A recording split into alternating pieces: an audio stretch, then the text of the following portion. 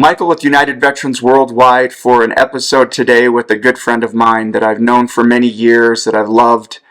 First time I met Marcus, and he'll introduce himself in a second, I felt an instant kinship with. He was a strong man, great father, great husband, and someone people just wanted to be around. And I'll have him introduce himself for a second, and then we'll start getting into this a little bit. Marcus, please. All right. So my name is Marcus Dagley. I met Michael at Fort Bragg. We were in the same church together, same ward, if you're familiar with that. So my background, I've got a wife, 5 kids. I didn't join the Army until I was 27, so I worked construction for about 10 years, joined at 27. I was an 18 X-ray.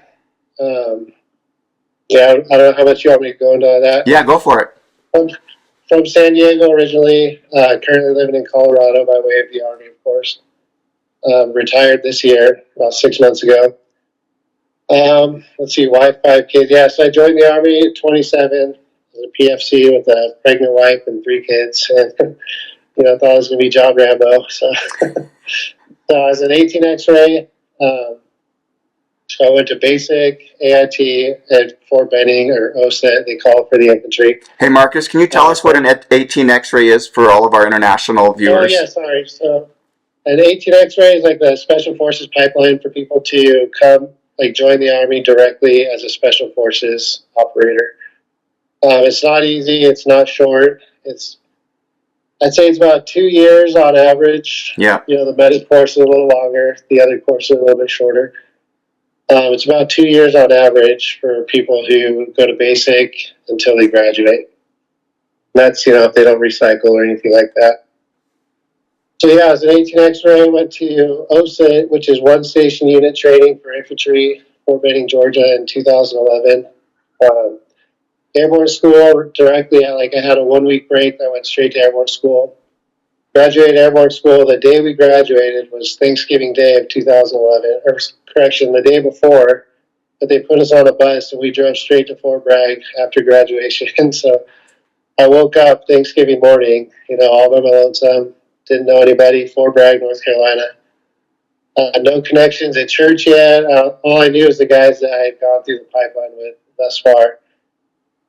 I went there, started Special Forces Prep and Conditioning Hold, which basically all that is really easy. It's just PT twice a day. A lot of fun, very enjoyable. You just get paid to work out.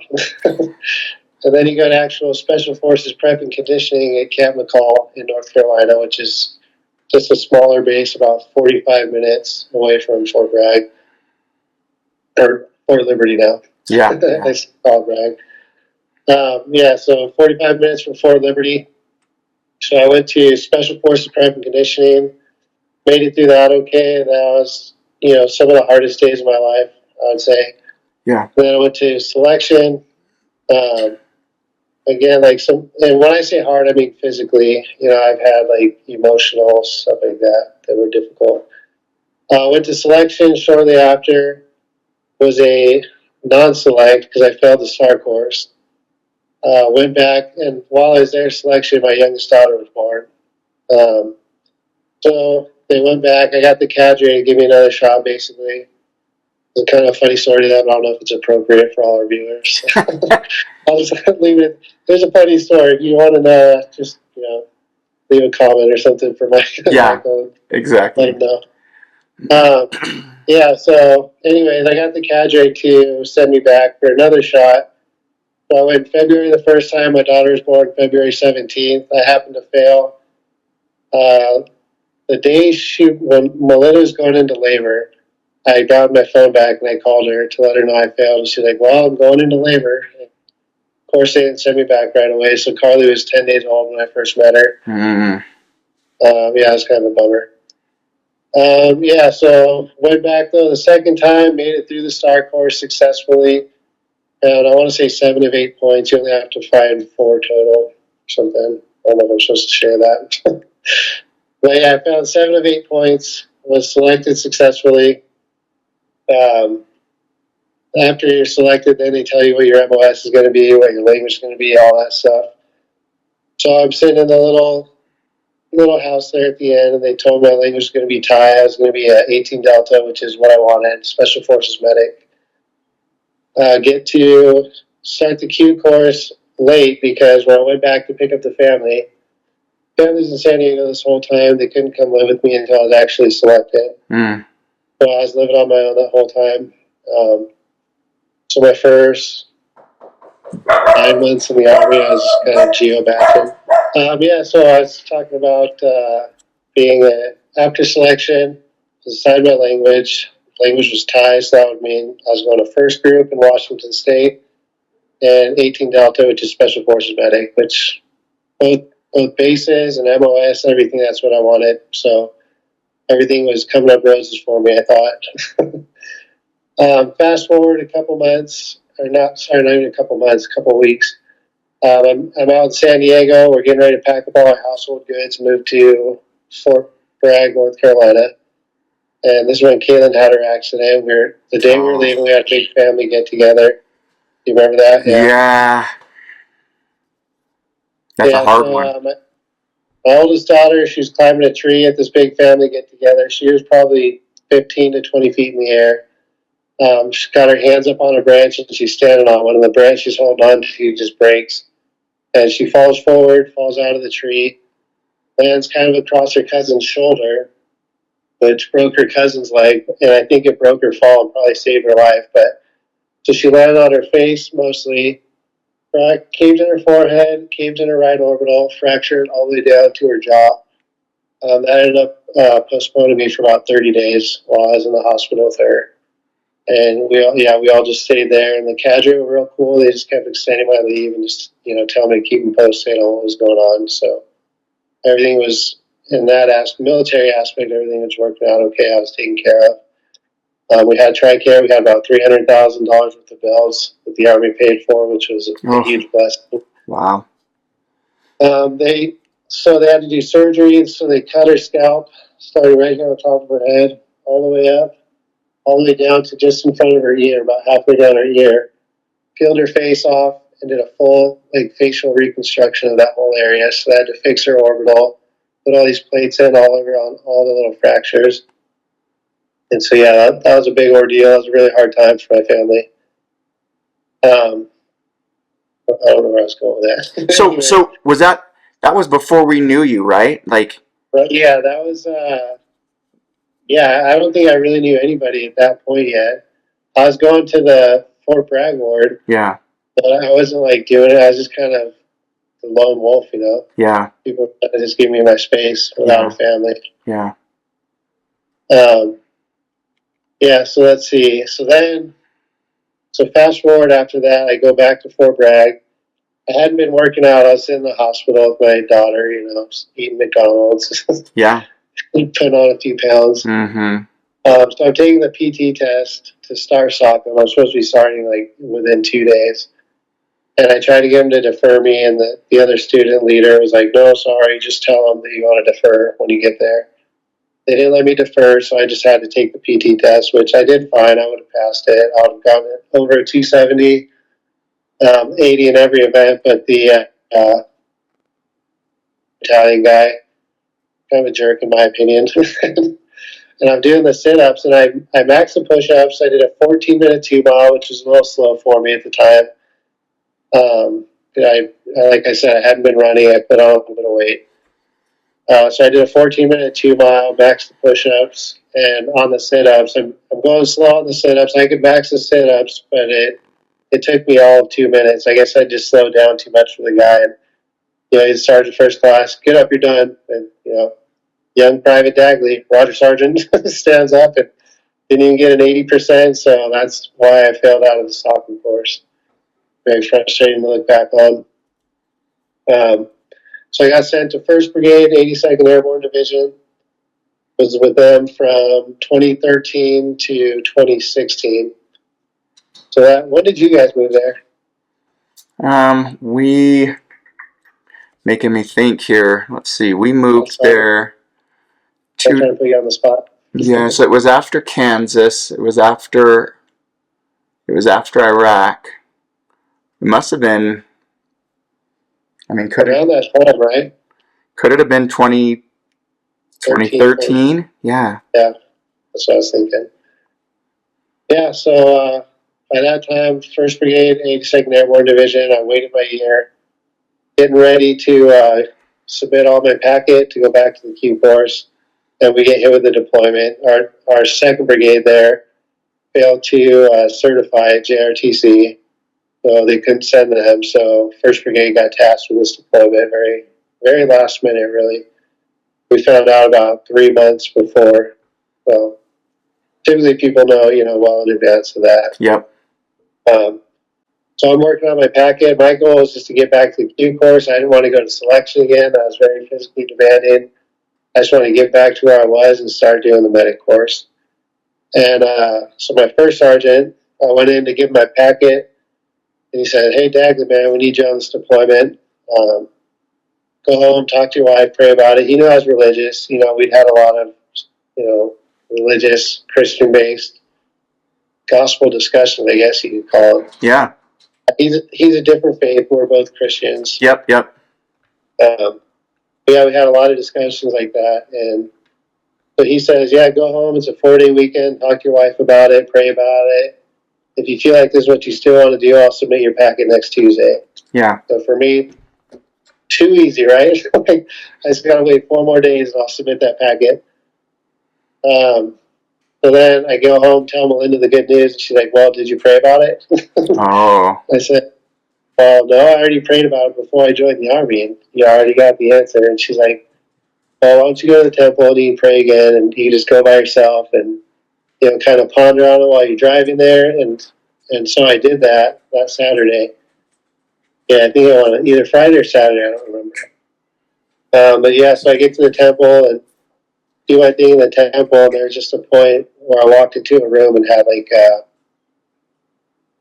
a vision. It's hard to explain, but yeah, I had a vision of myself like in Afghanistan with my current team. So that pretty much answered that for me. That's pretty clear. Yeah, it couldn't have gotten any more clear. So in my mind, like, well, I'm probably gonna die, so this is great. Driving home, like getting nervous, like, well, I know what I got to do. So yeah. So I go on this deployment. So I get to the deployment. This is in 2014 now. I'm in Herat province, Afghanistan. Hating life. Yeah. Totally. Like, I'm a machine gunner. Our living situation not that great. We're in a big tent. Our showers are just a trailer. You're living, side by side with all these guys, and you just obviously get tired of them, after a while. And people are fighting, playing a ton of spades, watching movies, going on patrols, getting shot at. Everything you can imagine, is happening over there. Yeah, so I know I'm going to get emotional. I always do when I talk about stuff, but Yeah, brother, it's helpful, really. And I've interviewed a lot of people already, and they share their story, and there's always that point where the body has an emotional response to some of this, and it's perfectly okay. And the more you share these experiences with our group here, the more you start to heal, the more I heal, the more the listeners globally will start to heal too. So keep going. yeah. Well, if you see me smile while I'm telling the stories, because I'm trying to smile back some tears, I guess. So it's kind of a coping thing I do, I've noticed. Yeah. Yeah, so before this deployment, actually, I didn't tell this part of my story, but my friend from Future Soldier Training, we, trained up together. He left for basic about a month after I did. He had stepped on about a 200-pound IED, got both his legs blown off. Left arm was fully severed, but they managed to reattach it. Fully severed, the bones were broken, but it's still hanging by like ligaments and tendons and stuff like that. So they managed to reattach it. He's only got one bone in his forearm, but his legs were gone, double amputee above the knees. So, I have all these people that went through, to me, seems like harder things. So I never thought like, oh, I've got PTSD, you know, like. And so yeah, while we're over there, that's just a caveat to what I'll probably say later. Yeah. But so while we're over there, you know, getting shot at, getting IDF, kind of the usual stuff for an infantry unit in Afghanistan. And then one day we find out that these MARSOC Marines that we were working with, they're getting ready to go out on a patrol. And one of the Afghan commandos that was with them decided to just start shooting them up. So he shot and killed the interpreter, shot and killed a Marine, shot up another Marine, and ultimately he was killed. And yeah, quite a few people were killed that day from those guys. I don't want to say too much about that. So I was the honor guard, me and my buddy Sam Atchison. We were the honor guard for this Marine. So his brother was also a MARSOC Marine. He was also deployed to Afghanistan. So we're guarding this guy's body and just getting, you know, all these big, tough, hardened killers, you know, are coming up and just crying their eyes out. And,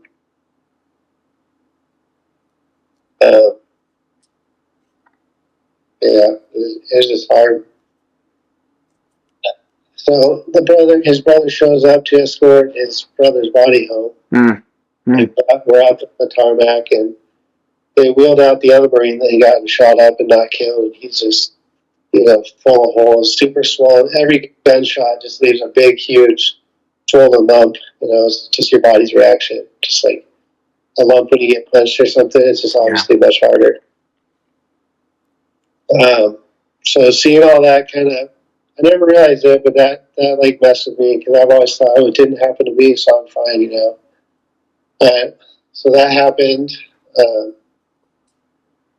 That was about the worst thing I'd say. You know, we came across one ID. We got shot at. We got IDF. But that thing with the Marine just kind of, that was the worst thing, really, that messed with me. That's a hard one, you know, Marcus, because there's still time left in the deployment when something like that happens. And, you know, for all of you who have deployed in whatever country and whatever battles, you know that when you suffer a loss, it does something up here. It flips a switch where even myself thought I could just see all of these things happening to other people. And I was like, that's bad, but it's not me. I'm good. I'm still safe. I'm grounded, right? Like I'm spiritually grounded. I feel like I've got support at home. Like I'm good. Having no idea the small incremental damage it's doing that will start to make a big difference later, right? Yeah, that's exactly right. Because to me, it's like, when I know all these guys that have had it so much worse, you know, so it's like, in my mind, it's like the trauma Olympics, you know, and I've barely been through anything, right? So I shouldn't have PTSD. I shouldn't be affected, you know, and it's just not how it works. Nope. So yeah, so that deployment ended. What year did that end? 2014. I went from February to November. Okay. I got back like 2 days before Thanksgiving, so coming back was, you know, it was an adjustment. It was hard. You don't realize all the little changes that have taken place, but your wife does, your kids do. So that's when I met you. Like, was it after? You must have got there during my deployment. I think that's what it was. I think I did, and then I finally met you when you'd gotten home. And I was always a little cautious when some of you guys would come back from your deployments because I know how it was for me. But I think once we first officially met through our wives, I think I was like, "Hey, Marcus, do you like UFC? You wanna go watch some UFC fights with me?" And you're like, "Heck yeah, let's go do this." Yeah. Yeah, you and Lynn, that was our thing. Yeah, it was. It was a great way to kind of break the stress and feel connected. I still remember the drive we had in the car together that day. Oh yeah, me too. And it solidified a lot with me about who you were as a person, And I just had so much respect for you, and really, I didn't even know what kind of trauma you'd gone through yet. I mean, obviously, we didn't talk those things in detail, but we just assumed everybody's gone through something, right? Yeah, exactly. Yeah, I think a lot of the viewers can probably relate. And again, there's like everyone's been through something, and whether it's if it's big and you're my friend that got his legs blown off, if it's small, it's all trauma is trauma is kind of something I've realized. I never wanted to deal with anything because I felt like, oh, I haven't, I've still got my legs, I've still got my arms, I'm still very blessed, And so interestingly, but do you want me to keep going with the Army stuff or talk about trauma? Yeah, go for it. Keep going. Yeah. All right, so I got back from deployment. So while I'm deployed, I'm a machine gunner. It's not a crew serve weapon. It's just the M249 saw. So it's just me. I'm my own ammo bearer. I got the shotgun. I got 1,100 rounds of ammo I'm carrying everywhere, and I hated it. I mean, I was sick of being deployed. I was sick of walking everywhere. I was sick of. I was in great shape. I mean, I'll give you that. I was in the best shape of my life, probably. I hit all my PRs in Afghanistan as far as lifting goes. Best shape of my life, but just totally miserable. You miss your family, you miss being away. You just working hard, playing hard too. If on those days you're on patrol and stuff like that. But it's just tough, man. Like being away from the family, that like people haven't done it. It's just hard to relate to. Yeah, I had an interview the other day, Marcus, with Giselle. She's now Mrs. Universe Canada beauty pageant, winner, and she's competing again this year, and an incredible woman. But she was also in the infantry, in the Canadian Army, right? And she shared some very insightful things. So if anybody's listening today, check out the video, the interview with Giselle, because she mentions transition with her father, who was an infantryman, and what that was like, and how she learned how to deal with transition. Before you leave for deployment, things are super, super stressful. You might even fight with the ones you're going to miss the most, and then you come home and it's good for a little bit, and then you fight and fight, and it's it's the hardest thing to do when you don't know what will happen. Your spouse doesn't know what will happen while you're gone, or what you'll come back like. Yeah. Yeah, I remember this. I mean, it's a horrible thought, but I remember having this thought, like, after fighting stuff, like, man, I can't wait to just be over there, just have some peace. And then, of course, I get over there, like, what was I thinking? I'm an idiot for thinking that even. We all think that way, which is why I think so many military guys leave the service, and they chase back into law enforcement, all wanting to continue that fight, whereas they don't really get the chance to have peace. Yeah. Yeah, so go back to the story, I guess. So I'm in Afghanistan. I'm a saw gunner. I weighed myself before patrol because I wanted to see how much gear I was carrying. I weighed 356 pounds. At the time, I weighed about 225. So I think I was carrying about 135 pounds of gear on every patrol.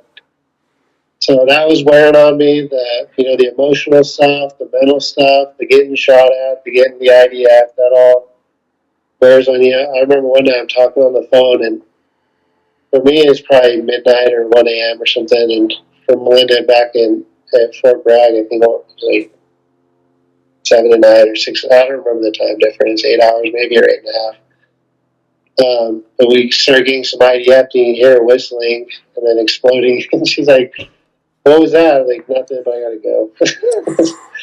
And after you get it enough, I mean, it's weird, and most people will agree with me that you don't rush. There's like the first one, of course, is terrifying, and you rush out to the bunkers, and you got all your kit on, you're ready to fight. But after 15, 20 times, it's like, okay, well, let me just throw my stuff on. You're less of a firefighter about it, But yeah, I can relate to that, because I was with the Iraqi army on a small little team in Iraq, and living on their base, and an indirect came, and a mortar hit the side of my chew, my little container housing I was living in, and took off the corner. And I woke up and I was like, what was that? And I see this hole, and I was like, whew, didn't get me. And I rolled over and went back to sleep. And my wife's like, you did what? I'm like, I know, people can't relate to it. It didn't get me. Yeah, another time we're playing Monopoly and we start hearing the rounds go off, and like, was that incoming or was that someone at the gym dropping weights? And we just like, someone comes running in, they're like, "Hey, let's go! We're getting IDF." We're like, "Oh shoot, okay." We walked out, didn't run. Yeah. Yeah. It's just interesting how complacent you can become. Right. You know, like that's a life-threatening situation. You don't even think of it after a while. I know. But yeah, so after being over there, I had changed my plan. So you remember Nathan Willard, right? Yep. Yeah, so he was the one before I deployed. He was an infantryman for, I want to say, 16 years or 15, a long time. He's like, "Hey man, you should drop a flight packet." And I said, "No, I joined the Army to be Special Forces. Like, I don't want to go fly. That's not what I signed up for." And so I get on this deployment. I was like, "Man, I'm dropping the flight packet. Screw this." Yep. And this is hard work, and I want to do that the rest of my career. So I ordered a SIP study guide while I'm still in Afghanistan. Going to take the SIP. That's the Selection Instrument for Flight Training or something like that. It's the test you got to take and pass and get basically over a 50%, but the higher the better if you can get. It's out of 80. It's a hard test. It's pretty tricky, and you don't really know how you're doing except on the math. If the math questions start getting easier, you realize you're screwing up. And Yeah. Yeah, it was a tricky one. I did okay on it. Kind of an average guy, I'd say, all around. So I did average on it. So I took the SIP, started working on my flight packet, did the physical, did everything I needed to do. Selected in 2016. Yeah. In 2016, I was selected in July. Supposed to report to Fort Rucker. I forget what it's called now, Fort Novashell, maybe. I don't even know. Supposed to report there, I want to say in November of 2016. When I ruptured my eardrum doing combatives. So I don't know if you remember that one. Were you there for that? That's 2016. You were already out, right? Yeah, but I went to one of your fights in 2015. And you were fighting in a heavy class, right? Like. Yeah, we had a platoon sergeant that wanted to fight in my class, and he was bigger than me. I thought, thickness wise, he was shorter, but definitely thicker than a Snickers. Yeah, and I fought with a heavyweight, so I walked around at the time at about 215, and I'm fighting the next lightest guy was like 240. So, yeah, you fought a big dude that day, and he ended up winning that fight, but. He wasn't even that good. He just was too big for me. My skill level wasn't that great either, so he's just too big for me to really do anything to him. Yeah. I don't remember where I was going with that. I ruptured my eardrum. I'm doing combatives level 2, trying to get certified in that, ruptured my eardrum. I took this big guy down and my ear was against his chest when we hit the ground, and it just popped, overpressured, and just blew out my eardrum. Surprisingly, it didn't hurt. It just felt weird. It felt like I was congested, so I plugged my nose. I went to blow out to kind of pop my ears, and it's just like you'd hear the air rushing out through my ear. I was like, that's not good. Oh, no. So, of course, I'm supposed to go to flight school, so I'm like, well, I'm going to wait and let this sucker heal on its own. And so I got with the medic. I was like, hey, don't do a write-up. Just keep an eye on this for me. He's like, well, it's not healing. It'd been a few weeks. Like, it's not healing. You're going to have to get surgery. And our flight surgeon at the infantry brigade was like, yeah, and also you're disqualified. You can't go to flight school because, you got to rupture your eardrum. You got to get it repaired. And I, of course, got into the regulations, and I was like, well, it says right here in AR 40-501, paragraph blah, blah, blah, that if I can get the surgery and get it repaired, so I can still fly.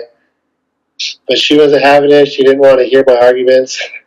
So I went over to the aviation brigade, talked to them about it, because, they're like real flight surgeons that work on pilots all the time. I was like, hey, will you guys sign off on my flight packet? There you go.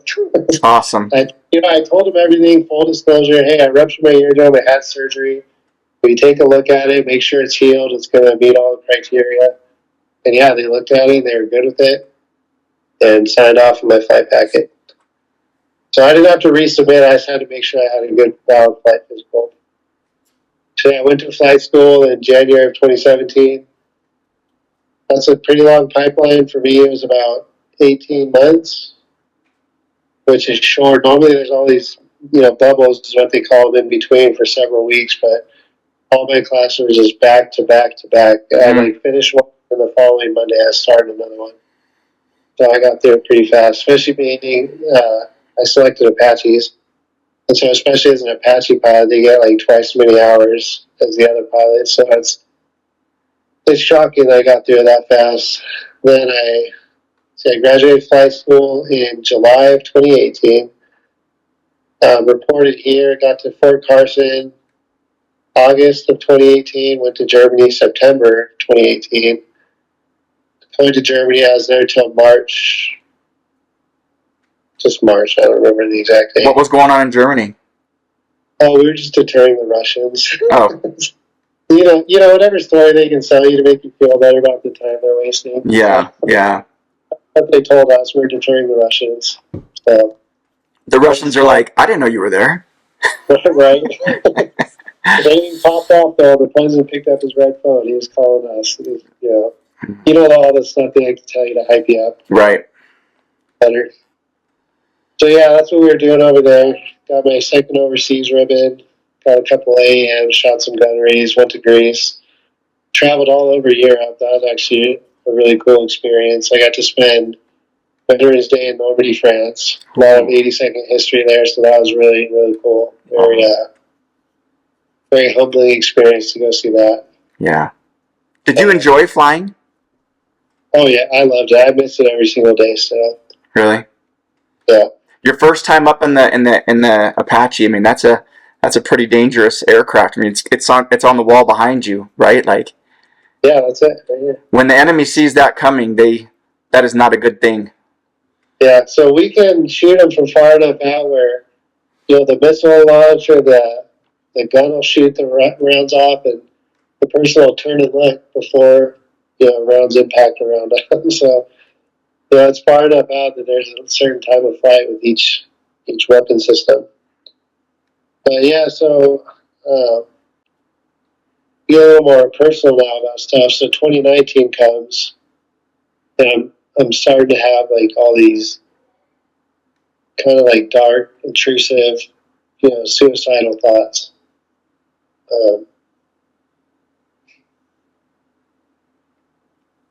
There's anyways, I don't want to tell too many stories, I guess. No, you say what you want to say, but know that I feel the same thing. I have, and I think a lot of people have, and it's just a tough thing to talk about. Yep. Now most of the people who watch this video have probably felt it. Yep. Or still dealing with it today. Right, yeah, and I still am, unfortunately, dealing with some of it. Not as bad, but yeah, still there.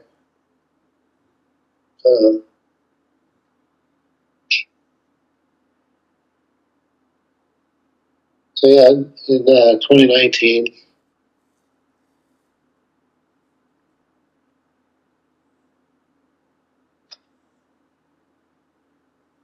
You're good. Keep going.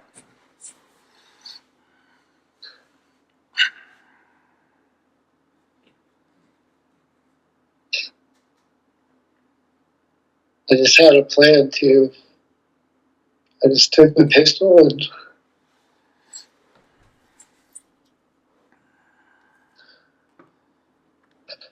yeah, brother. I drove to a nearby reservoir and I was going to shoot myself. Yep.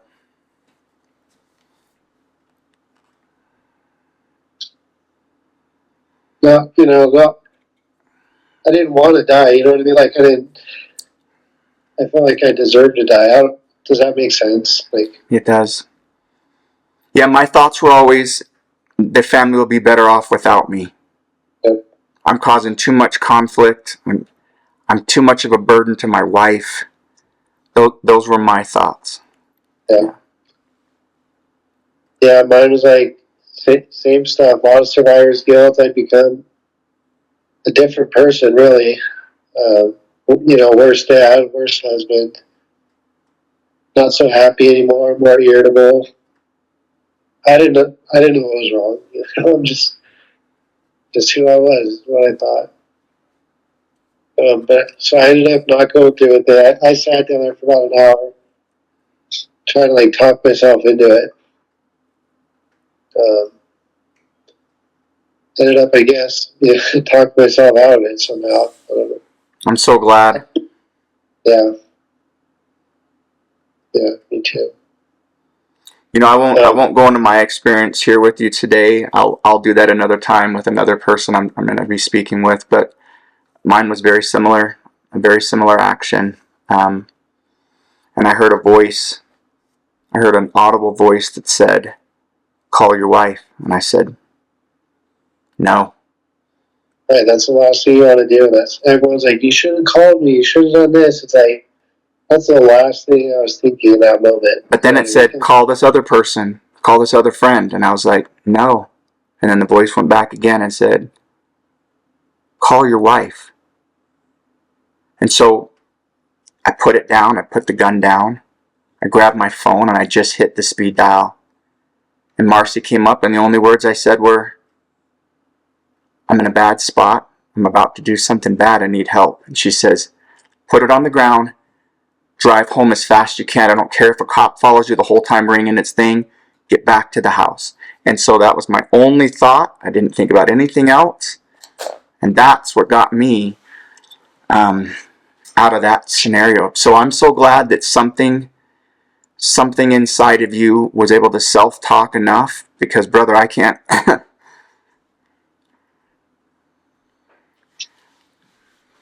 Yeah. It wouldn't have been better without you, I can tell you that. Thank you. So that was my first attempt. I didn't even tell Melinda. I didn't talk to anybody about it. I just went home, business as usual. Why would I talk about that weakness? Right.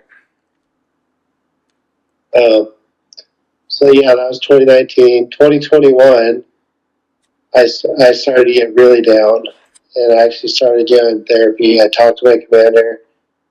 Let him know, "Hey, sir, something's not right with me. I'm going to start doing therapy. It's called EMDR. We'll be doing it twice a week." Mm. And he was cool with it. He didn't make me talk to the flight doc, anything like that. And again, he might be able to get in trouble for this. I don't know. So I'm not going to say his name. I'm not going to say any detail. Yeah. But he let me do it. And so twice a week I was going to do therapy for a long time. And then late 2021. So I had started thinking, I was like, still not thinking I'm depressed, not thinking, oh, I have PTSD and I have depression, I'm like, I have low T. I remember thinking that, and I called the flight doc, and I'm like, "Hey, sir, I think I have low T. Can we get a test on this and that? We're getting ready to go to not JRTC, NTC." When you say T, you're talking testosterone for our audience. Yeah. Sorry, low testosterone. Yeah. I was 37. Most likely not the case at the time, but right. I'm convinced I'm not depressed. Nothing's wrong with me. It's got to be something else. I'm too strong to get depressed. So I'm too much of a badass for that to affect. Right. Right? Right. And so, it's low T. It's got to be. And we're getting ready to go to NTC. Like, all right, well, let's go to NTC. And, when we get back, we'll do some labs, stuff like that. NTC comes and goes. And I think he had to go to the captain's career course. So I ended up not working with him. And I started working with, she was also in our squadron. She was like a PA, so she was our flight PA. And I go in and talk to her, like, "Hey, I think I have low testosterone." And she's like, "Okay, well, tell me why you think that." I start telling her, well, gaining weight, I can't force myself to work out anymore, no matter how hard I want to. I'll take pre-workout and I'll go sit on the couch. And, I'm gaining weight, lack of motivation, don't enjoy anything. I'm apathetic about everything. yeah, all the classic symptoms. Yep. And she's like, well, it sounds to me like you're depressed. I was like, I'm not friggin' depressed. I remember, like, I fought with her about this. Like, I'm not depressed. And she wanted to do all these labs. And I'm like, and she wasn't going to test my testosterone.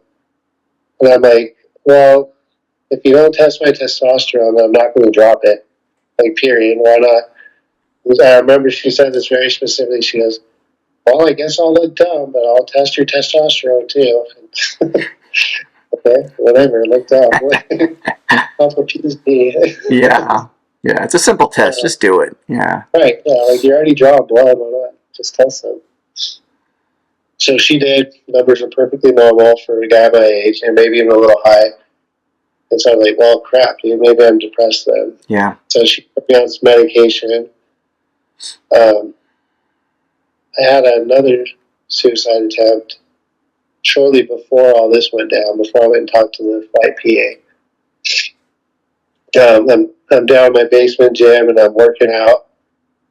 I'm kind of just sitting here too and just thinking, because working out was hard. I would try and come down here and I would try and make an effort. But I'd end up just sitting down here for a while.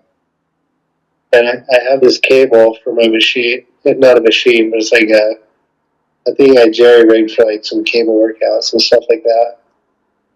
And I took that cable and like made a little loop in it and I put it around my neck. And I sent Melinda a little text that, hey, I love you. Tell the kids I love them. And I hugged myself.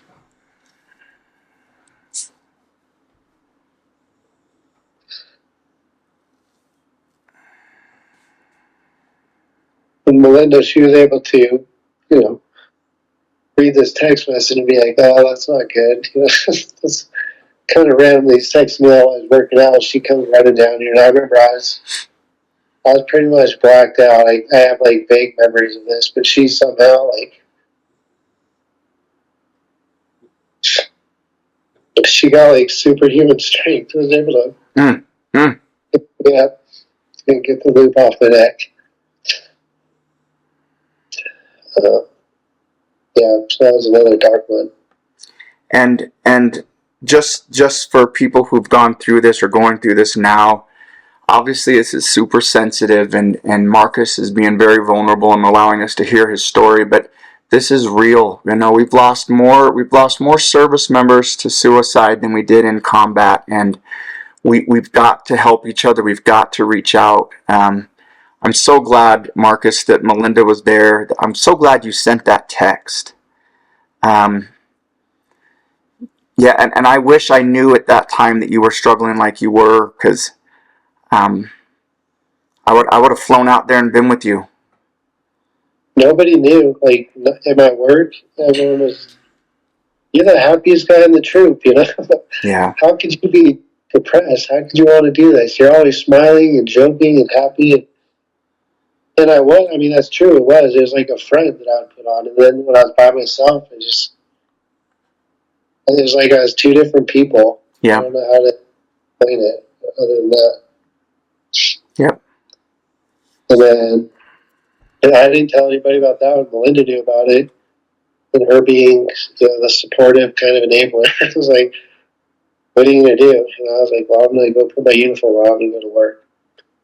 And I went into work that day and I still had like the red marks all on my neck from like the cable loop that was just like friggin', strangling me essentially. And nobody asked about it, nobody said anything, and I didn't talk about it, and I didn't say anything, and I didn't ask for help. And then finally, so 3 months later, at this point I've been on Lexapro for a while, which is an antidepressant. I had like just a manic depressive episode, I guess. And I took off. I left my house and I went to Walmart, got a garden hose and a pair of pruners. And I left my phone, I left my keys, I left anything that I thought could, anything electronic. I didn't leave my keys, sorry. I only brought my wallet and keys, that was it. I didn't want to be tracked in any way. And I drove about 3 hours away, and I was going to hook that exhaust hose up to my car exhaust and just asphyxiate myself. Yep. And that, you know, same thing. I'm like trying to talk myself into it, feeling like I deserve to die. You know, I'm just this huge piece of crap, burden on the family. You know, felt like I wasn't doing good at my job. I wasn't doing good at home. Wasn't a good dad. Wasn't a good husband. And yeah, didn't do it. And I was like, that's finally when I was like, I need help. Yep. And I drove back to Fort Bragg, and I didn't know all this other stuff was going on in the background. I didn't know if anybody was even missing me or anything. Yeah. You know, and drove back home, and I didn't go to the hospital like I wanted to, like I probably should have. I went to a payphone, and I wanted to call Melinda and just check in and be like, hey, you know, what's going on? I kind of want to, you know, just to check in with her. I don't even know what I was going to say. And I go to this payphone. Of course, it's a payphone. They don't work anymore. Yeah. They're all paperweights nowadays. And so I put the receiver back down. I start walking to my car, and my friend just whips into this park that I'm at, you know, going very fast. He gets out and he goes, what are you doing, man? I was like, I didn't know he knew what I was doing, you know. He didn't know what I was up to. Or I didn't think he knew what I was up to. I was like, that's weird. He's just going to swing in here and just instead of just waving as he drives by or something. And he goes, what are you doing, man? Everyone's been looking for you. So yeah, he found me, and I, of course, just broke down crying again. Yep. He's crying. And we're hugging each other, and we're two, like, again, pretty tough guys, pretty hard-nosed. He was a former infantryman as well. We're Apache pilots, like, you know, trained to kill, right? Like, we're supposed to be just these really two tough, hardcore guys. And we're just sitting there crying and hugging each other. He didn't know what I was going through. He didn't even ask. He was just like, let's go, man. I'm going to take you to the hospital.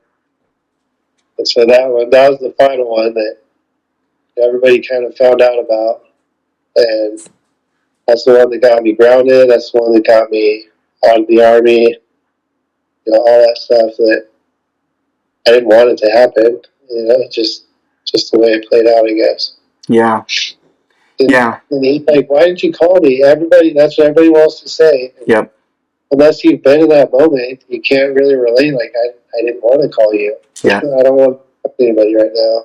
Even though that's what we should do. I mean, we should phone a friend, call your wife, call your friend, call one of your kids, call anybody. And it's just, you mix like that depression with the impulsivity, and it's the perfect recipe for suicide. And it's so many of us. Yeah.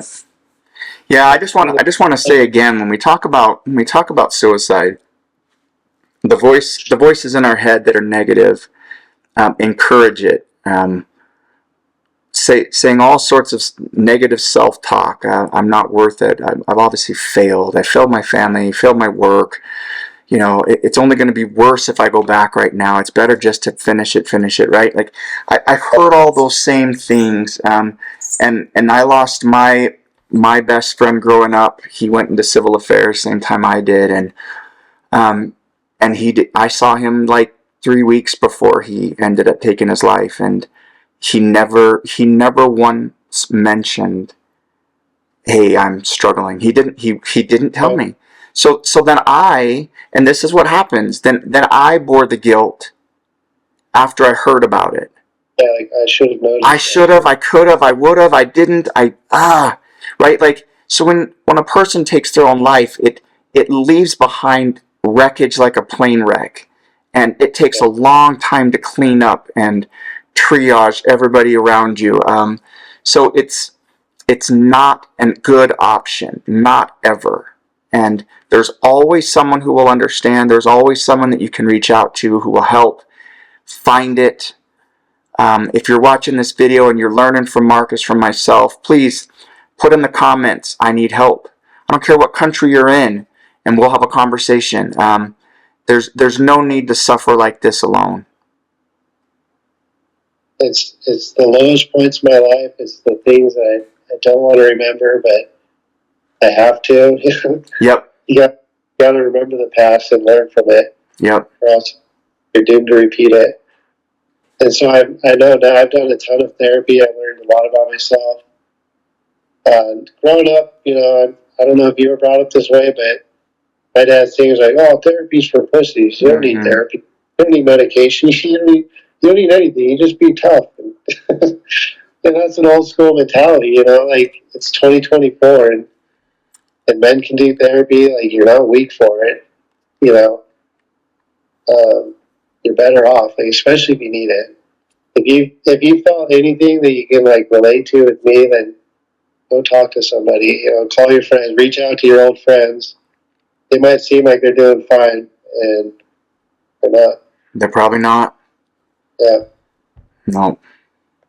So Marcus, your journey through this trauma over and over again, and then self trauma, right? Your self negative talk that's a repercussion of the body holding on to trauma and trying to keep pushing it down. And the more we push, the more it comes out emotionally, or anger or depression or anxiety or right, like memory, sleeplessness, and it all compounds into this tornado, right? Nothing new for what we're talking about, but at some point we've got to take that exit ramp.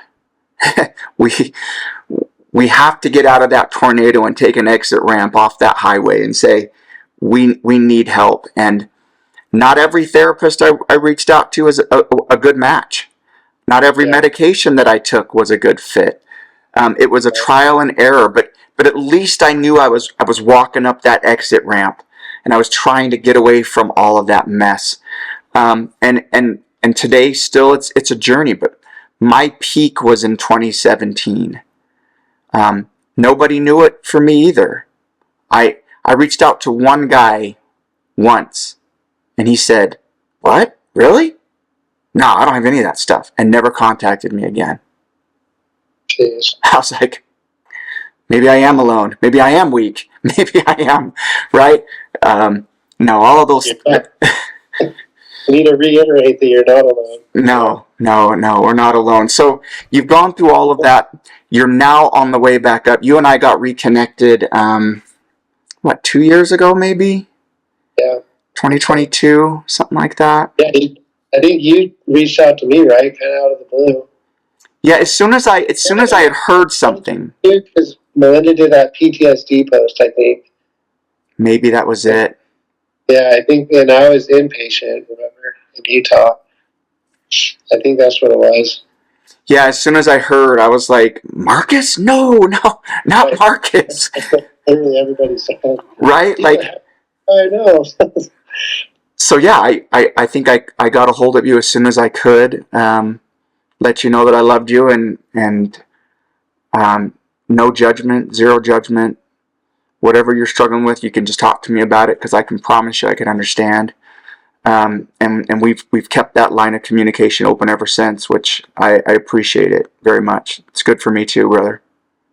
Yeah, I'm really grateful you reached out. But a lot of go ahead. Saw that post, and I don't think a lot of people. I think you and I had one other guy who's he's my old team leader. He reached out as well, and we just talked on the phone for about an hour, and that was it. Yeah, so some of the people I've reached out to, people maybe I don't even know, or maybe they're people I do know, to talk about coming on here and sharing their story and their wellness journey, which you're still very much in. And Marcus, you and I will talk again in the future, and you're going to be up that exit ramp so much farther, because I won't drop the ball as a friend for you. I won't let you go backwards. The future is bright for you, and that's the message I want to share with people. Hey, as we get into the last couple minutes here, Marcus, I want to ask you a question that I ask all of my guests, and that's to offer a piece of advice. What advice would you give someone who right now is in the darkness, who needs to hear something from you? Call somebody. Reach out to somebody in person if you don't want to call, but don't be alone. Like that's the worst thing is being alone. Be with somebody. If you don't think you have somebody to call, you do. I promise you. There's someone out there, maybe not as great as Michael, but Michael's an awesome friend. He's helped me through a ton, probably more than he'll ever realize. But yeah, just call somebody, go be with somebody in person. Don't be alone. You don't have to tell them you're going through a hard time. Just don't be alone. I think that would be my biggest piece of advice. Yeah, and I think that's the first step really is recognizing that being alone is the danger. It's where the voice gets louder. I think the short target, right? 25-meter target. Yeah. Like, if you're really dark in that moment, do not be alone. Yep. Yep. Don't isolate from your family. That's another thing. I isolated. I did all the classic stuff. I'm sure you did as well. I did. Yeah. And it's so much easier. It feels so much easier. But you're not going to heal like that. You're not going to get better.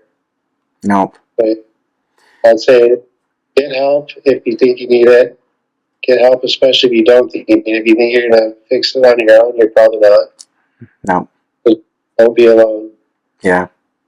Well, that's a great piece of advice, and I appreciate you giving that to the audience here. And I would say that one of the reasons I started this journey online on social media is so that people could see that there's hope. I didn't personally know anybody who'd struggled with PTSD and a TBI, and whose life ended up seeing the sun again and having hope. I didn't know anybody, so I didn't really believe it was possible. I want now to show people that it is possible, that there is a way to have light and joy and happiness in your, and recovery. I'm off of every psych med now, and it's been a journey, and that's why I want to continue this journey.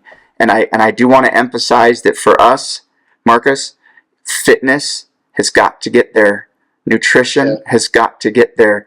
Those two elements, feeding the body, feeding the brain with what we put in our mouths, will start to change some of the thoughts that we have, and we'll start to shine that light a little bit more too. So I encourage everybody who's on here today and watching, please subscribe, like, share, follow some of the nutrition things that I've been talking to my dietitian about.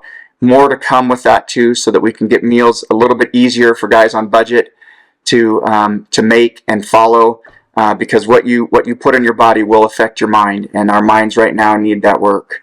Marcus, I love you, brother. I appreciate you coming on here today and sharing your story. This is going to be so powerful for so many people. I love you too. Thanks for having me. All right, brother.